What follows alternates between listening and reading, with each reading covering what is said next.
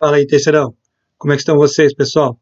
Espero que vocês estejam muito bem, mesmo diante de todas essas dificuldades que estamos vivenciando.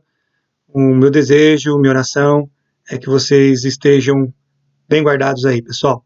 Muito bem. Gente, vamos lá, mais uma semana de aulas aqui, através das nossas aulas aí, para vocês assistirem essas videoaulas e fazerem as atividades que estamos mandando para vocês. Eu espero que vocês estejam conseguindo fazer e também compreender o material que a gente está passando para vocês. Nessa terceira semana, nós vamos falar sobre o Brasil, especialmente o governo FHC, o governo também de Lula e Dilma Rousseff.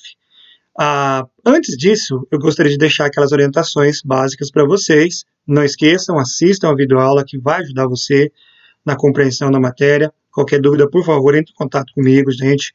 Bom, faça a leitura das páginas 44 a 53, capítulo 3, apostila 12, última apostila. Estamos chegando no final do nosso material aí de história. E, por último, fazer as atividades das páginas 53 e 54. Certamente, depois de assistir a videoaula, fazer essa leitura, não vai ser difícil de você fazer essas atividades. Se tiver qualquer dúvida, quinta-feira eu vou postar a correção dessas atividades para vocês, tá bom, gente? Por favor, entre em contato comigo qualquer coisinha aí.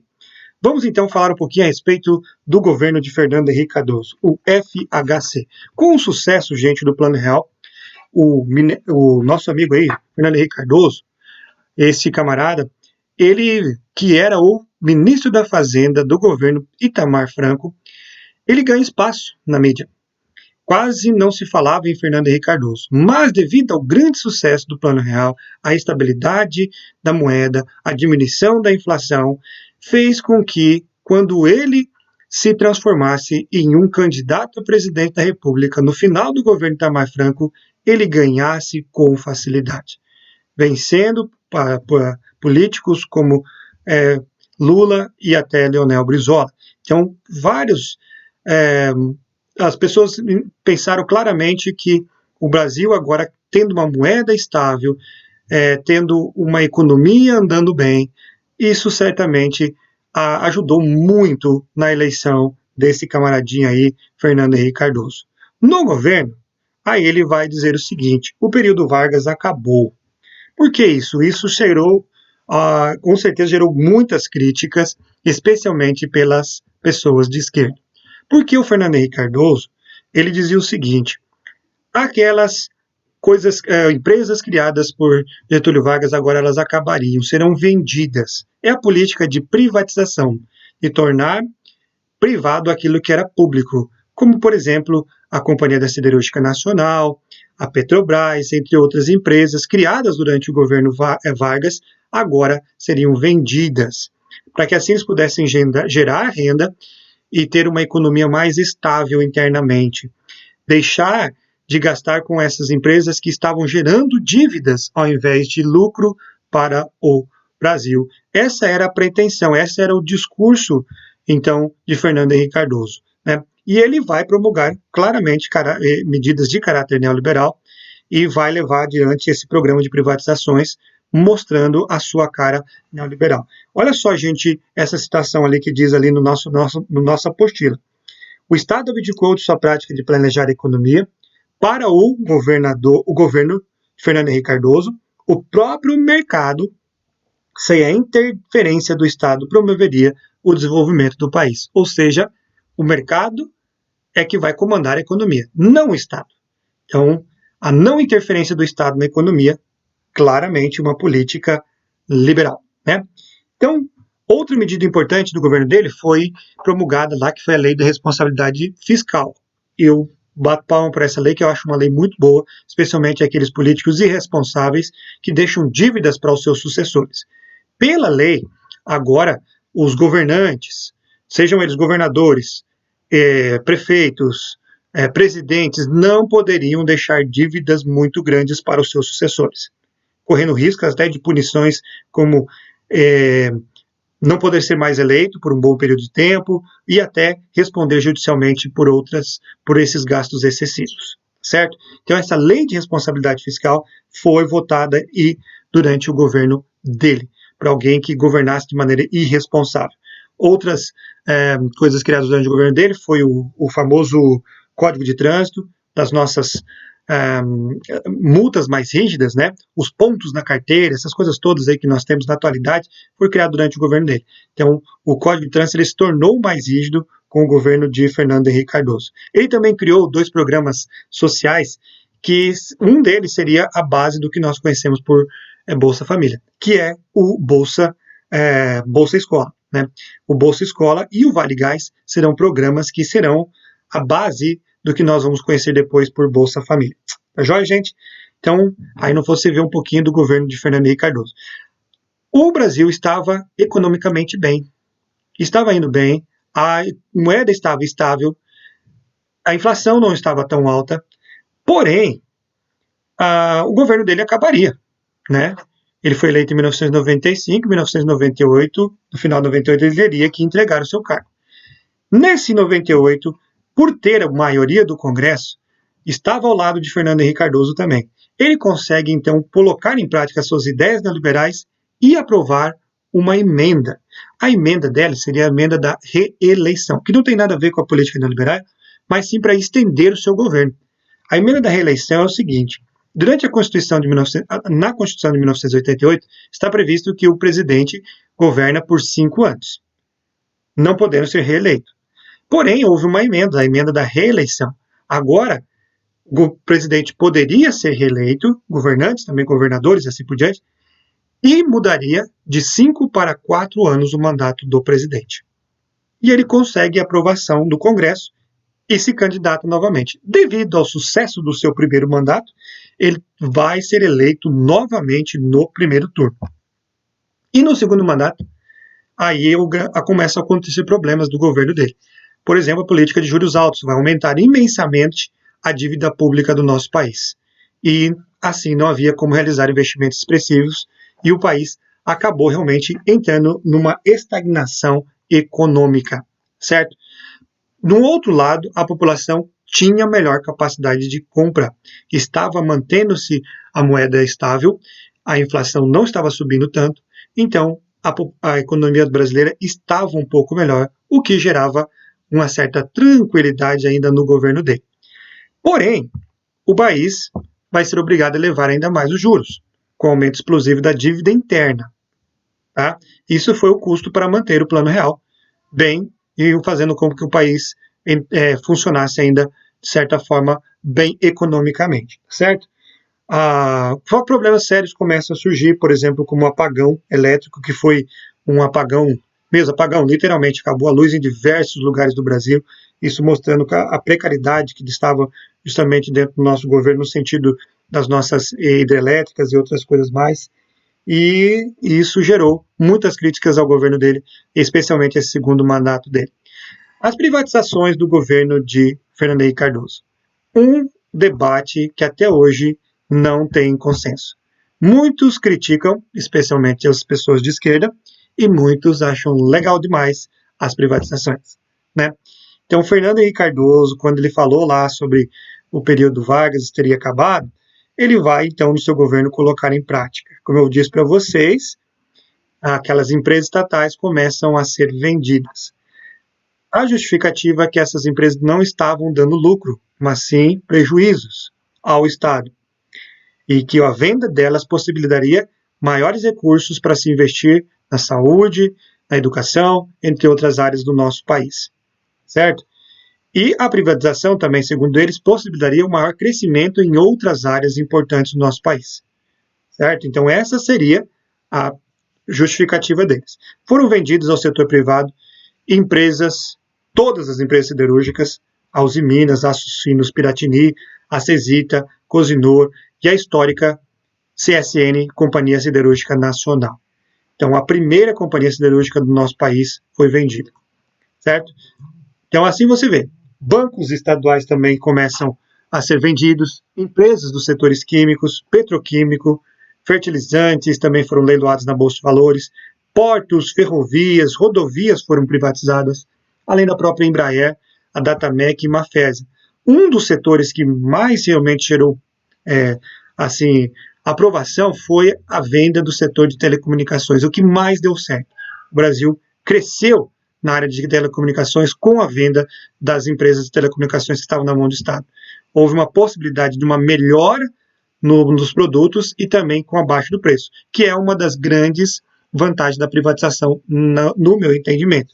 Você abre o mercado, aí você faz com que as empresas sejam obrigadas a fornecer um produto de melhor qualidade por um menor preço, para que você possa escolher aquela empresa. Não é verdade? E que o digam, por exemplo, os Correios. Os Correios, empresa do governo, só eles fornecem esse tipo de serviço, então eles fazem o que bem entendem. Então, por isso que a gente tem essa qualidade nas nossas entregas aí maravilhosas, né? Então, só uma particularidade minha aqui para falar com vocês aí. Do outro lado, houve muita crítica do lado esquerdo, né?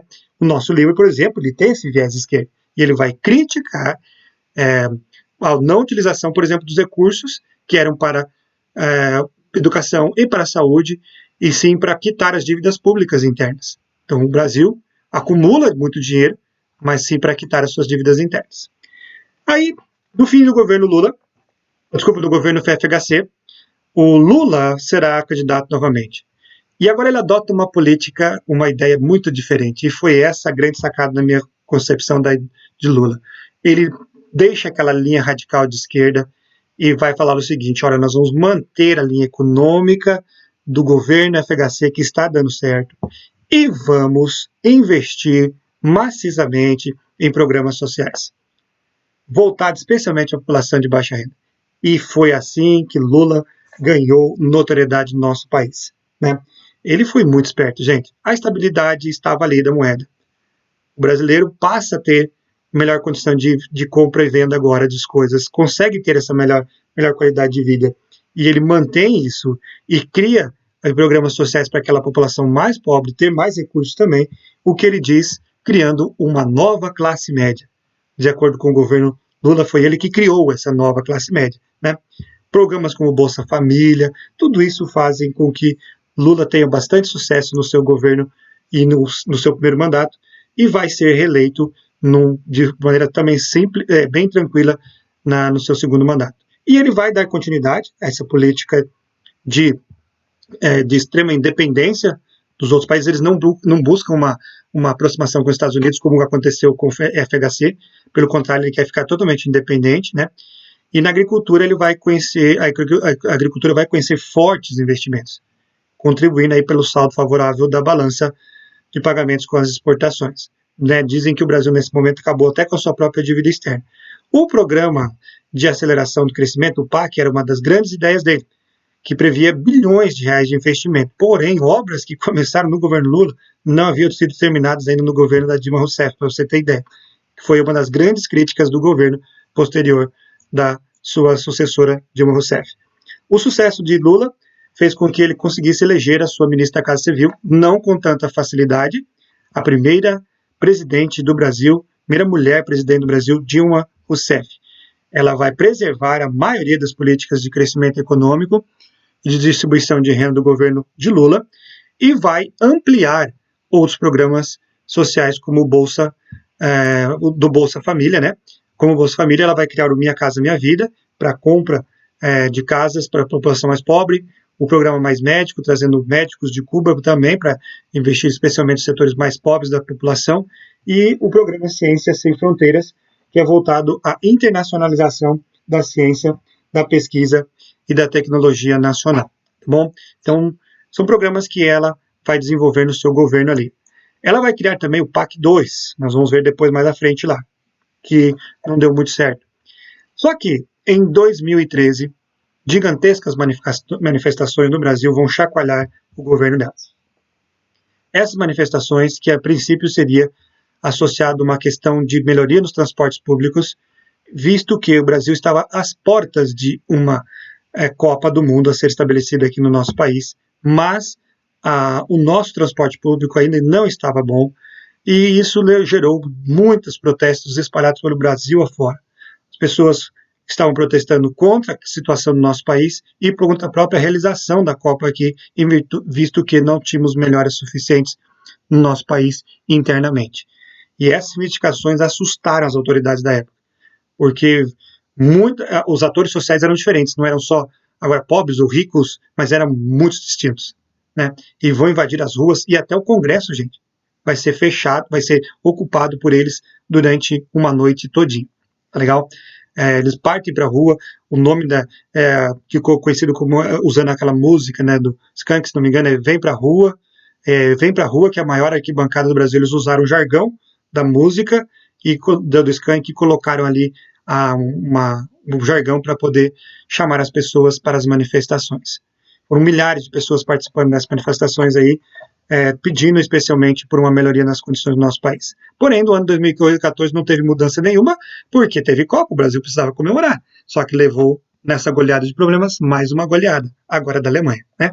7-1 fez com que o brasileiro caísse em si também, e aí, novamente, as críticas começam a surgir, né? A aumentar ainda mais contra eles.